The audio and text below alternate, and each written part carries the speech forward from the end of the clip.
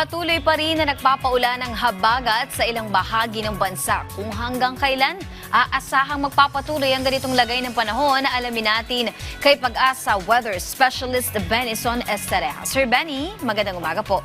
Hello po.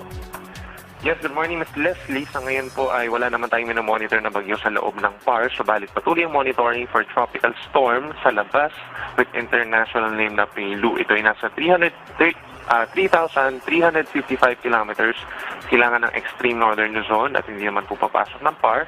Yung habagat natin or southwest monsoon, patuloy ang paghina at nakaka-apekto yung occasional rains or paminsan-minsang malakas na ulan over Zambales, Bataan, and Occidental Mindoro sa susunod na 24 oras.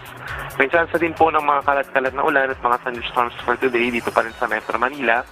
Ngayon din sa Calabarzon, Pangasinan, Benguet, Tarlac, Pampanga, Nueva Ecija, Bulacan, Marinduque, Romblon, Oriental Mindoro at Camarines Norte. So make sure po na meron baong payong or kapote kung lalabas po ng bahay. Habang nandito ng bahagi ng bansa, partly cloudy to cloudy skies pa rin at may chance lamang na mga isolated na ulan at mga localized thunderstorms. Yan mga latest mula dito sa Weather Forecasting Center ng Pag-asa. Balik po sa inyo. Maraming salamat Pag-asa Weather Specialist Benison Estereja.